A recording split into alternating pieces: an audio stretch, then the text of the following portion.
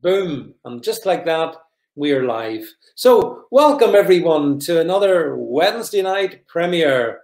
Thanks very much for spending this time with us this evening.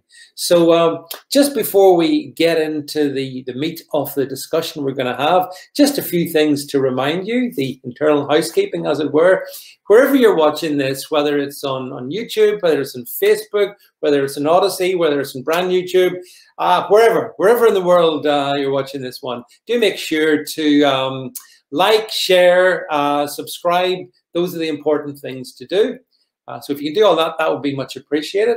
We are streaming across multiple platforms because we're not just giving the deep tech all our business.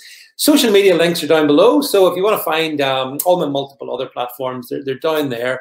Not least my Telegram. Go and join me in Telegram. You can find content over there down below. If you like what you're hearing this evening, give us a thumbs up, please. The algorithms like the thumbs up. So you don't have to do very much tonight. All you have to do is give a thumbs up, right? Do that. And then finally, last but not least, if you want to fund this, if you want to make this happen, we really need your support. So the way you can support us is you go to altnewsmedia.net/donate, drop whatever you can in the hat. It doesn't matter, but that's what funds the whole shebang. So, you know, it's for the sake of a cup of coffee or whatever it is. If you like us, buy us a coffee, but go to altnewsmedia.net and do it over there. Right. Okay. That's the preamble out of the way. Because it's Wednesday, we're going to bring Ilana Mercer on in a sec. Just to let you know, of course, that Ilana's amazing books are to be found over here on, you get them on Amazon.com. Into the Cannibal's Pot, essential read, by the way. You really should read that. There's so much good content in it. Trump Revolution, really interesting book I've read as well. And Broadsides, which is a little bit harder to get. I must talk to Ilana about that. But we've got Broadsides as well. Ilana, you can find Ilana on the web, of course, at ilanamercer.com. You can go to burleyablog.com, which is a really, really great, can't recommend it highly enough, spot to go and find some really interesting proto-thoughts from Ilana. Maybe we call them that, will we? And without any further ado anyway, drum roll, let me bring on Ilana Mercer. Ilana, good evening. Hi, David.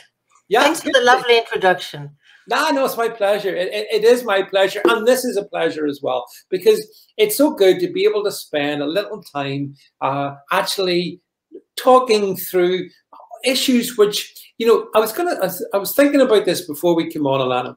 You know, we're both very polite people, but sometimes the issues we have to confront are ones that the polite people in the salons of big media don't want to talk about.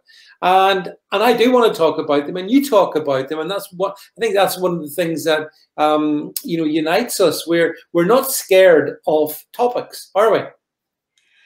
Not in the least. And I think that the contrast of our demeanor and our demure demeanor, maybe even a little English, you know, we're polite people, as you said, and the fierce prose, my fierce prose, and your fierce broadcasting, I think, is a good you know, a good way to bring out the issues.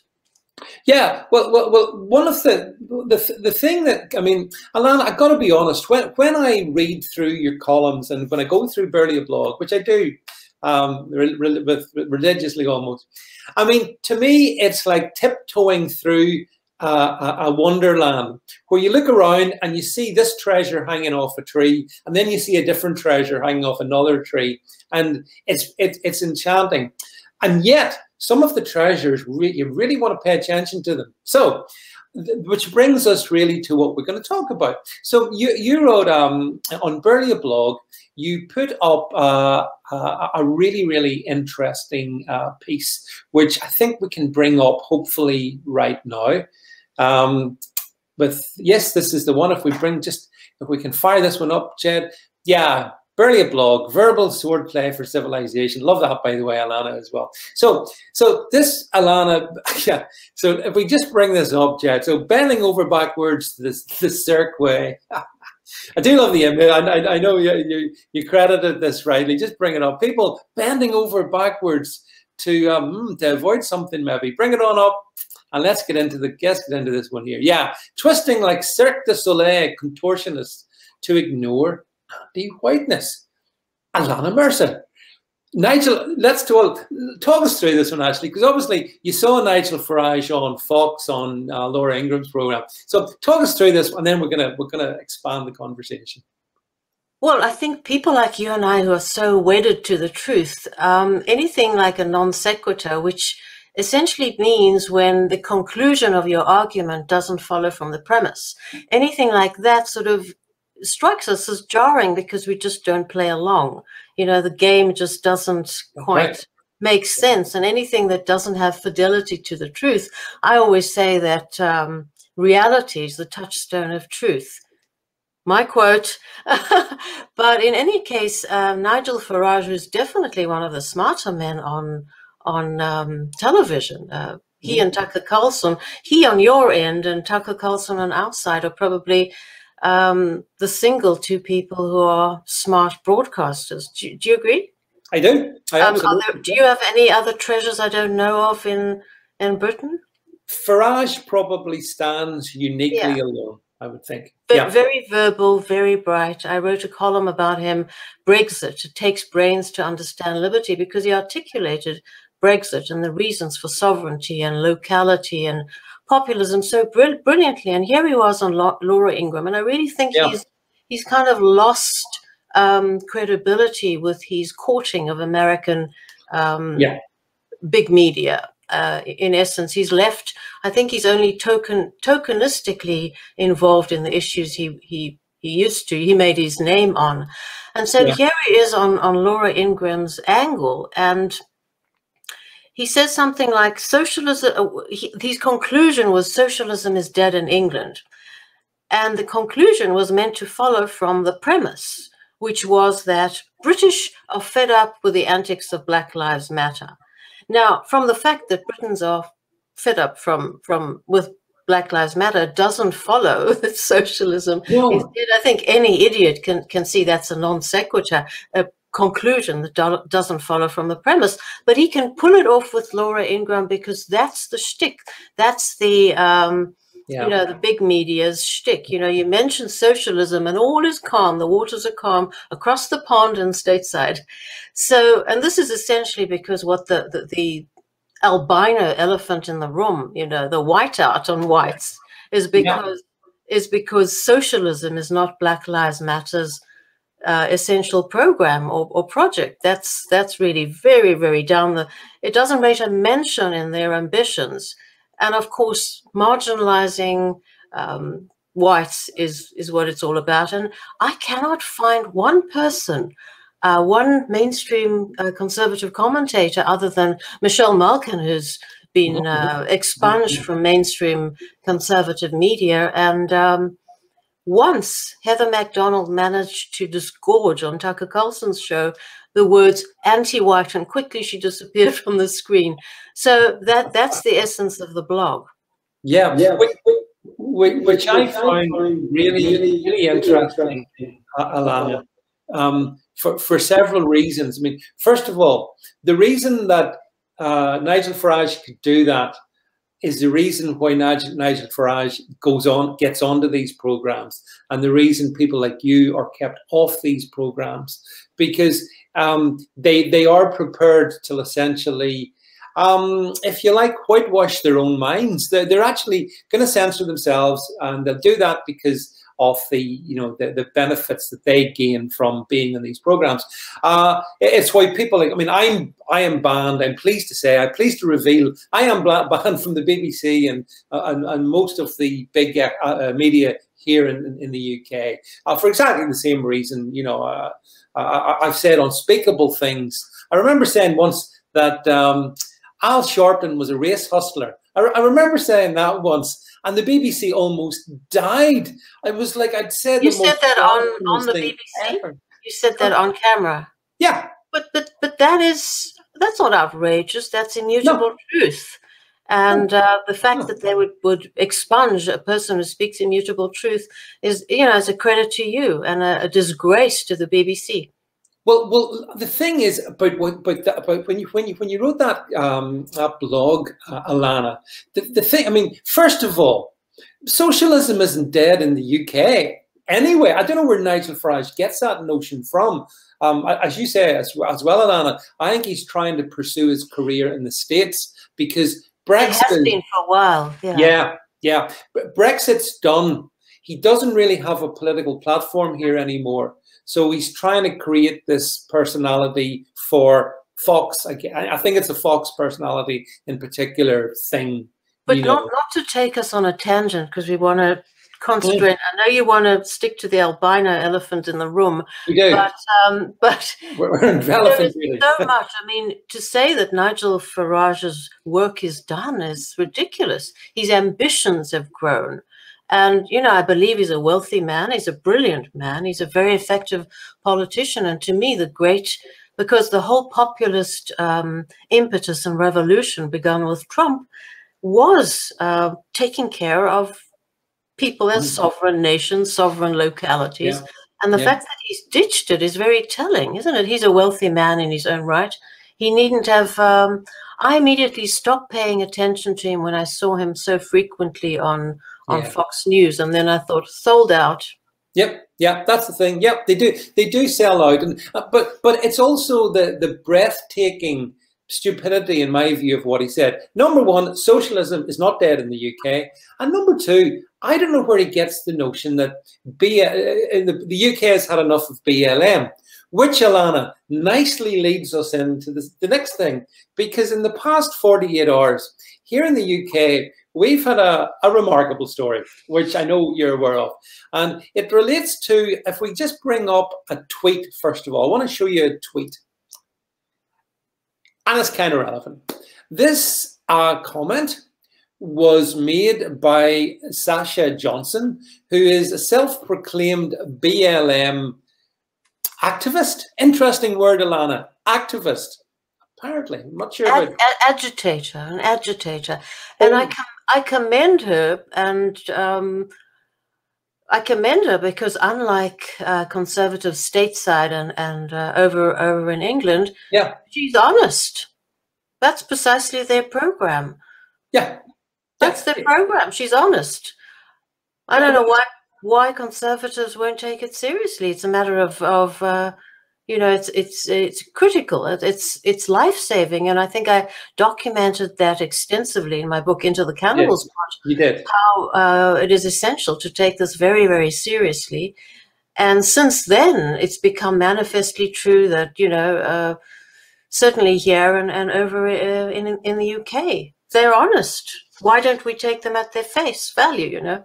Well, this is, Ilana, why I commend your book Into the Cannibals Pot to everybody, because whilst I know it's fundamentally focused around what happened in South Africa, as we said in previous streams, you know, the lessons are relevant to the US, to the UK, to anywhere where this is an evolving issue, and it sure as hell is. But the thing about Sasha Johnson is, which is good, which is interesting, which if we bring up the next one, bring up the next headline, have a look at this, Ilana. So she was... You shouldn't laugh. You'd have to have a heart of stone not to laugh. Sasha Johnson, Black Lives Matter activist, shot by a group of men. And you think to yourself, Ilana, but these are journalists. These are top journalists. Group of men. That sounds a bit kind of vague. So if we just bring it up a wee bit, and here she is in her beret. Here she is. Right, bring it on up. And then... the first sentence, there we go. Prominent BLM activists were shot by a group of 4 black men at a party in South London, police say. And that information came out within 24 hours of the shooting. It happened on a Sunday morning, 3 a.m. in the morning, when this mother of 3 was out, apparently, at a party. Anyway, she was shot. And there was initially lots of politicians here, Ilana, saying, you know, oh, this is shocking, this proud... white supremacy, yeah. Nazi groups, yeah. And Ilana, honestly, anyone with a brain could have worked out what had happened, because we've got the same problem in cities like London as, say, cities like Chicago, where, you know, and other big American cities where there's a lot of black-on-black crime. It's just... you know, it's just the way it is, unfortunately. And we had in this scenario the chief inspector investigating said that they weren't aware of any threats against her prior to the incident, because again, her supporters were saying she'd received death threats. The police said, no, she didn't. And then they kind of went very mute on it. And then finally we revealed it was apparently a drive-by shooting between one gang and another gang. That, Ilana, is what London is like. Never mind other, you know, the big American cities. So, and I object to the fact that she was called a Black Lives Matter activist. She's actually a black supremacist, in my view. I wonder how what you would say to that. Well, yeah, but you know, she got a first in social care from a British college. She did. Yeah. Yeah. But yeah. No, David, social care. What is social care? Is that a specially tailored degree? Like, I don't know, African American studies or female studies, all these newly created departments.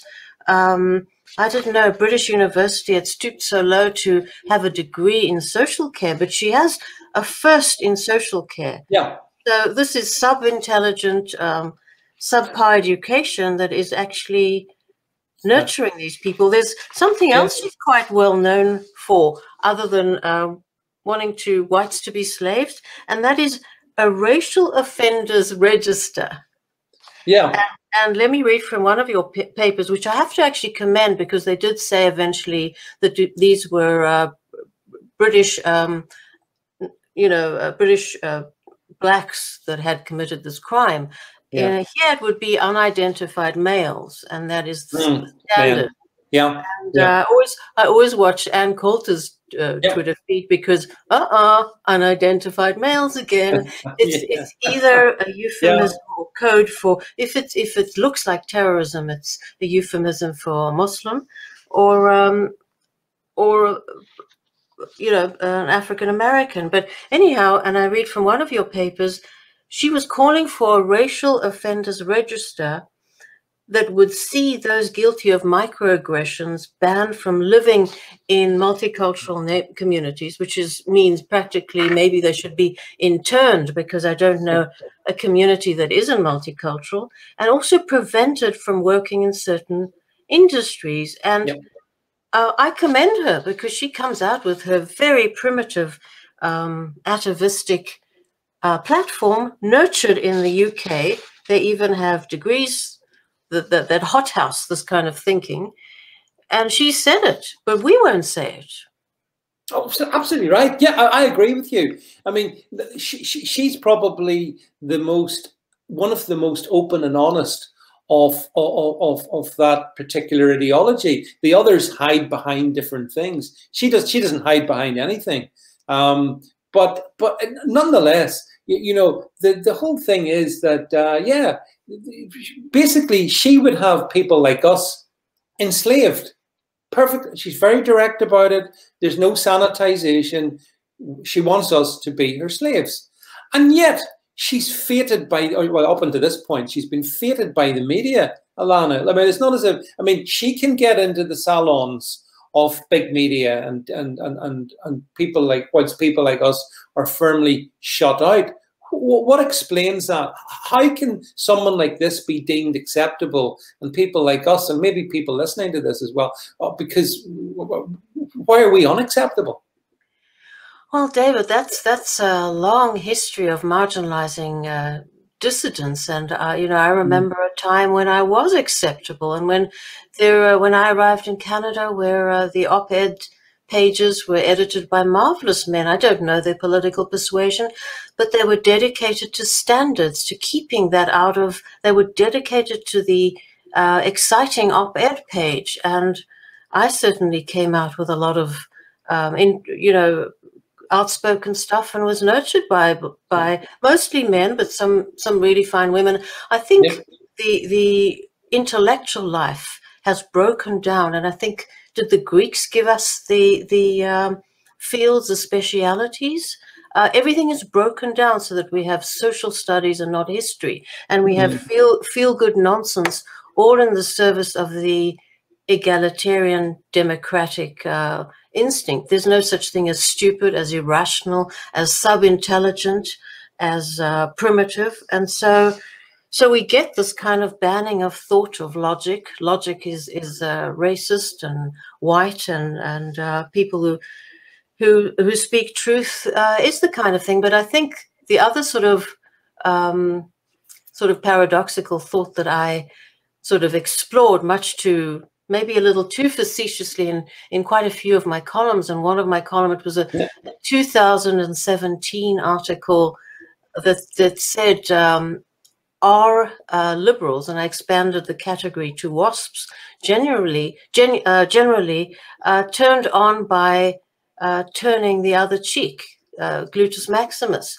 And it was really this idea actually of a homoerotic type subjugation, almost sexual, in kneeling and bowing and scraping to the manifestly evil other. This is a thought that I've explored and applied in a few of my columns. Unfortunately, it was picked up and sort of used on the national media by someone who actually, without attribution. But if the person who actually picked up that, I guess it's quite a scintillating, if I say so myself, a scintillating idea.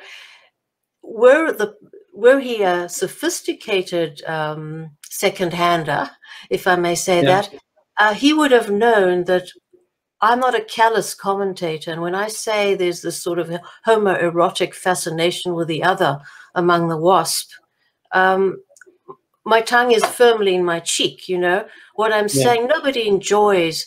And I brought this up again and again and applied it quite creatively during the kneeling episodes, and where you saw, you know, during the riots of last summer, you saw cops, burly men, prostrating themselves to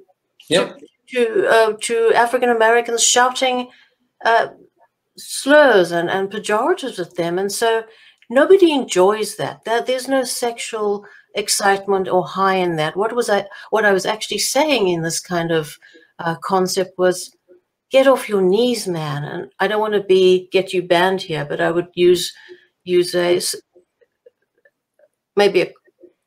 stop succumbing to this queering. Get off your knees, be a man. And that's essentially what I was saying in this commentary of, but there does seem to be a fascination with the other that deserves to be mocked as almost homoerotic.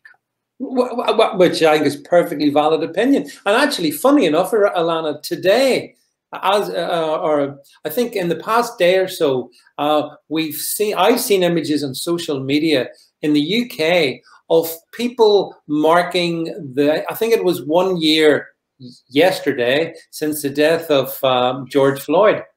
And here in the UK, I mean, didn't even live here. I've seen images of people, the very people you've just talked about, on their knees, taking a knee for a career criminal in the States. I mean, I find that, and they're men, I'm talking men doing this. How can they be so weak? Well, we talked about this last week, low testosterone. Have they any testosterone, I would question. Low T if they have any left, but get off your knees, man. Do you know how are you going to procreate with, you know, I mean, they talk about lowering hormonal levels amongst men, and you know, the pituitary hypothalamus axis is surely suppressed because we are one, you know, a body-mind unity. Surely your hormonal existence, when you are a submissive or simping man, your hormones are suppressed. So get off your knees and behave like a man. You might say, I feel for George Floyd. In the circumstance in which he died, it was unjust. But this cult, this making him an icon. And in any case, David, this is a made in America export. Yep. Totally. British people can put down their proverbial foot and say, not in the most English of cities, and nowhere here. And precisely, you sent me you remember you sent me a very poignant video of little kids, all white kids, made to parade with their shackled, manacled. and they were parading around the classroom in an attempt to impress upon them the whatever it was. I'm not even prepared to dignify it, because not one African or Black Briton has been enslaved, and not one white Englishman or woman has perpetrated or enslaved anyone. So what is this all about? Because it's so irrational, and because it cannot be, and it's inexplicable, and it's collectivized, you're manifestly blackening an entire group based on their pigmental deficit. This is clearly coming from a place of hatred, white hot hatred of whites. Well, you know, well, the thing is, actually, I just want to just one thing I wanted to add to that. Sasha Johnson, the young lady who has been, as I say, seriously injured, have been shot in the head. She also, I've got video footage of her saying, I can't repeat what the language is. I don't want to use that language, but it was basically the police are the KKK, defund the police, no justice, no police. Listen, the UK has never had the KKK. We don't have the KKK. The Klan have never been here. We may have problems. We never had the Klan. So, you know, I wonder about the sanity of these people. Because you mentioned about the George. This is made in America. It's imported. It's exported, and you need to reject it. At least you have a good reason to reject it, and that's what you have to do. I mean, and similarly, I told you during our last visit that when I began being sort of hip to American thinking about race, it was in South Africa. And I was reading these we didn't have affirmative action. It was alien. We knew that things had to change and justice was overdue. But I remember reading in the Cape Times a thing about affirmative action and thinking how ridiculous. This was all American imported ideology. American NGOs were busy at work laying out the scene for South Africans, because we had our own indigenous culture, we had our own understanding of one another as blacks and whites. And I think this whole patina of crappy, just crap from America, just sort of really lay the foundation for what you can see in South Africa. So British people have to reject it. It's un-English, and that's, I think we spoke about last time as well, as was Douglas Murray, as well as one of the anointed thinkers. I think Tucker Carlson is fabulous, but I wish he'd avoid anointing philosopher kings on his show. But anyhow, he had this. Douglas Murray was wandering around London and Piccadilly Circus, central London. And he was just overwhelmed, and he really wrote very emotively about the imagery, the absolutely depressive, dark, horrible imagery that Black Lives Matter is, the manacles, the screaming about justice denied, which it's not in the UK, with due process and an unwritten constitution, and screaming about democracy denied and so on and so forth. And he just was despairing, and he really crescendoed quite beautifully up until then. And then he fizzes out. Instead of saying, this, readers, is alien to us. This is what we did long time ago. Not one of us is enslaved anyone. Racism is a thought crime, and everybody should be entitled in a free society to their thinking. To think freely, impolitic and ugly thoughts. However, we have laws against violence, and he should have finished off with that and rejecting root and branch what you say is alien to England. But instead, that's why I say they are ultimately not that smart. Instead, he fizzes out and says, "Oh, it's all the media's fault." That's not the media's fault. So he had the opportunity to actually maybe zero in on what it is you and I are talking about. Well, the thing is, Ilana, I wanted to also, just talking about unthinkable thoughts and unspeakable words. I wanted to, because, you know, I mentioned London, and this event happened in London. And I wanted to bring up this article, which I think you may have seen. If we could just bring it up, Chet. Here's the, a little bit of, you know, it's just facts, folks. I'm sorry if facts offend, if facts hurt your feelings, but facts are facts. And in London, and this was actually 11 years ago, Ilana, so it's a long time ago, but so things will go worse. But back then, you can read the headline, and this is a truth known to the media, known to the commentariat, known to the political class, and yet, they won't talk about it. You know, it is a fact that in London, the majority of crime is committed of certain types of crime, shootings and robberies carried out by black men. By the same token, the majority of victims of this crime are also black people as well.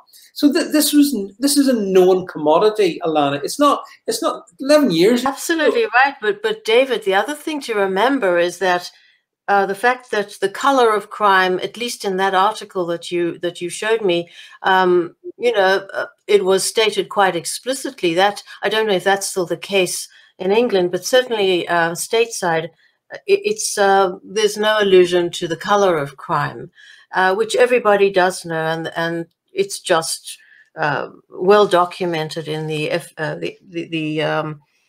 know, the even on the government's websites. But anyhow, this is also a tack, and we are sort of doing a meta on conservative argument, which is something I also, you know, do a lot in my columns and blogs. Yeah.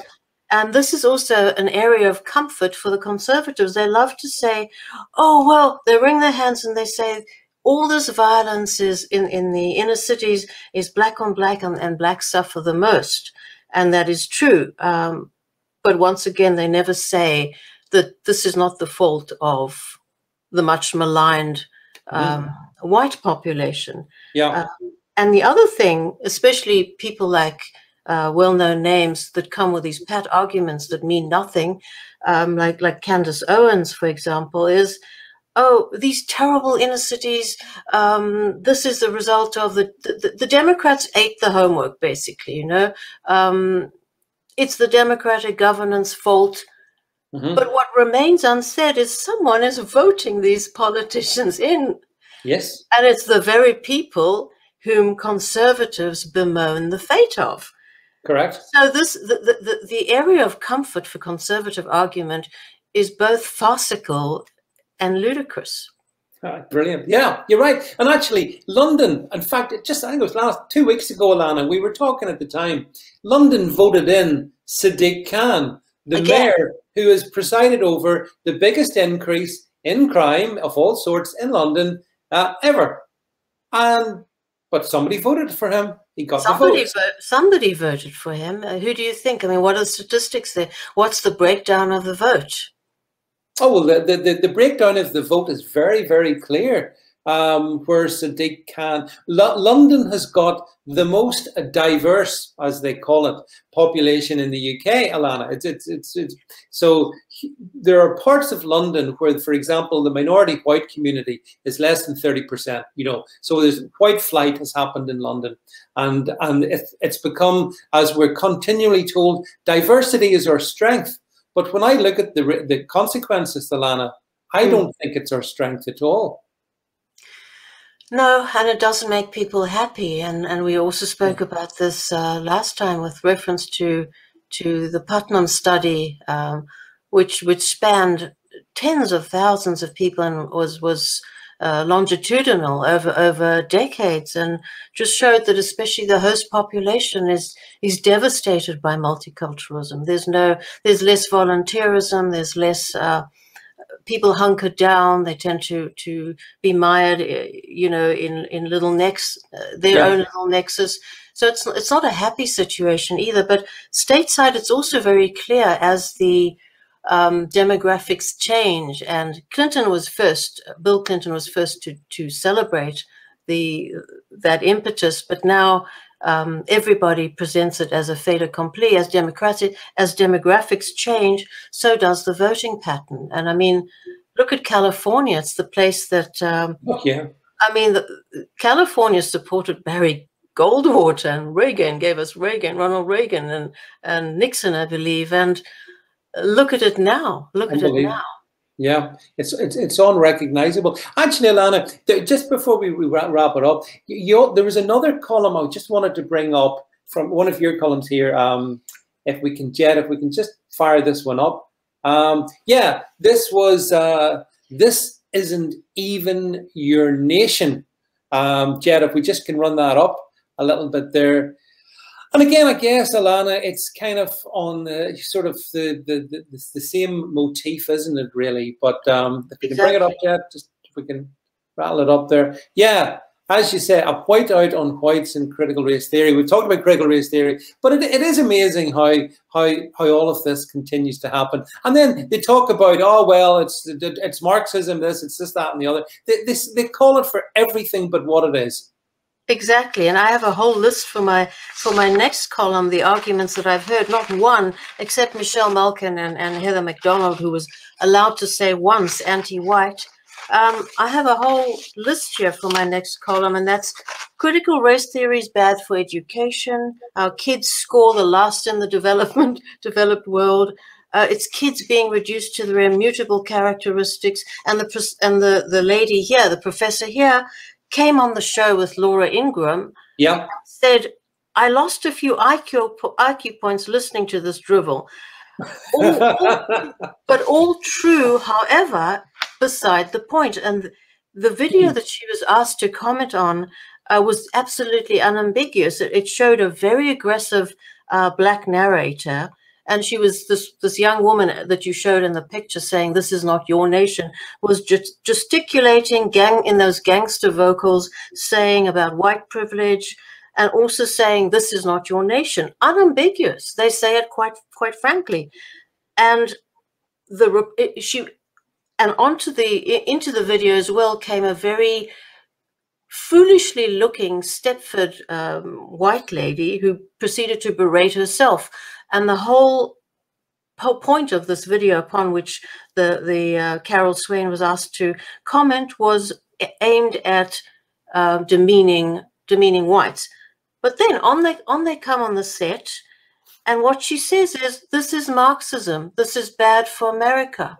No. Okay, no. And all the while, Laura Ingraham has this demented smile on her face, and.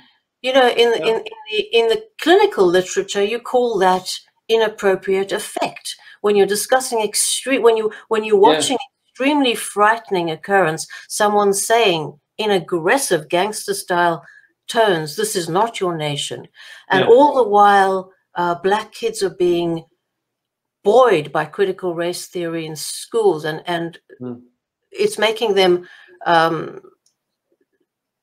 I don't know, very, very aggressive, whereas white kids are being browbeaten. And then you come on the set and you smile insipidly and foolishly. I don't know. Well, the thing is, Ilana, you said by watching that there, you might have lost a few IQ points. Well, I would hope. No, this is the lady professor said that, but that was besides the point. She was just showing, you know, what a smarty pants she was. But the point. The point, all these conscientious objectors to critical race theory, so-called, I was berated on Twitter by saying, she's our friend, lay off. But what they need to come and say is this, look at it. This is anti-white agitprop. Yeah. And next time, pursuant to my column, we can talk about the difference between Marxism and critical race theory. And it's almost never the two shall meet, you know. There's quite a gap there, and to say that this is Marxism is once again to talk about everything else but the albino elephant in the room. Well, maybe that's something we should explore more because I mean that's what Farage did, and it seems to be a repeat offence basically, whereby the wrong things are connected where there's no connection at all. But it's convenient because what it means is that they avoid some of the critical conclusions Ilana, that we have to come to in these things. Exactly, you know? And I think you mentioned the communism, socialism. I don't know if it's, you can tell me if it's the same in Britain, but that if you say anything, you encapsulate an argument with a non sequitur that says communism, socialism, that is a catchphrase to ditto heads almost, that is bound to get you attention, is bound to galvanize the argument, and to keep this illusion going, this trope, the media, you know, you call the legacy media, the mainstream media, to just keep the circus going. Oh, we're fighting communism. We're very comfortable in that. That's something we feel. It's deceptive, and it's. I don't know if they all mean it. I certainly know that some smarter, like Nigel Farage and Tucker Carlson, know the difference. Know that this is, and those are two smart, very bright men. But the rest are stupid. I believe they do. They have convinced themselves that white children be abused. Oh, that's socialism. Jacob Malema toying. That's the dance that Jacob Malema does to incite rallies and saying, "Kill the white, kill the Boer." Marxism. No. Yeah. But the stupid people who convince themselves are one thing. You see, the smart people like Tucker and like Farage, I take more issue with them, to be honest, because it's intellectual dishonesty. Like, let's be clear, that's what they know, but they won't say. You say, I say, and I think, you know, at least we're trying to be. I want honest conversations, Ilana. Honesty is very important to us. But David, don't you think that the big lie becomes so entrenched that we become the outsiders and the dissidents? We are just floating, even though we can see reality and we can see truth so clearly. We've distilled the facts. We've basically distilled the facts analytically. And even though we can see it so clearly, I think the big lie is huge. It's like during the Iraq War. I lost, can I say, my career? I wouldn't do it again, but by coming out against the war on September 19, I remember when my syndication fell through 2002 and calling it for what it was, but already it had consolidated against the big lie. And this is very much the American way. The big lie, and the same thing on the other side was with the Russia monomania. No evidence, no reason, no rationale, but the big lie, the Russia, Trump, Russia, that became so entrenched that anything to the contrary was looked upon as wacky. Well, I lived through exactly the same thing in the late 90s when the peace process was being installed in Northern Ireland, and I was one of those most against it for lots of, I believe, very principled reasons. Didn't matter. Two things happened to me. Number one, you get marginalized just like you, and number two, the big lie is so powerful. It's magnified by the media predominantly to such a degree that you're made to be the bad person, even though intrinsically your arguments are based on truth and integrity, but doesn't matter. Doesn't matter. So we've been in the same place, Ilana, I'm afraid. I know, and that's why we get on. But I think your show and my writing, if I can keep those grubby, second-hander, uncreative types off it, and at least I think my writing's coming of age, and I think it's happening. And I think whatever you think of Trump and whatever he achieved, he absolutely blew the system to high heavens. And I think to a large extent, and that's the impetus of my book, The Trump Revolution, the Donald's creative destruction deconstructed. His creative destruction of deep state, of deep everything, was so absolute and so wonderful that I think he allowed us to become more relevant. And I think that's about it. I don't think he followed through. We're still at risk of losing our livelihood on deep tech, but yeah, he also fizzled out, but he did by blowing everything like Samson. You know, he just made the house fall onto itself with all its patrons, and I think he's given us a second sort of a revival. Our prescient work is now relevant. which is a positive note to end on, yes. Ilana. So yes. Thank you for that. Thank you for the ending. So look, folks, I hope you've enjoyed the conversation we've had here tonight. I mean, as I say, it's not. We don't want to talk about easy things. We want to talk about challenging things because that's where the value lies.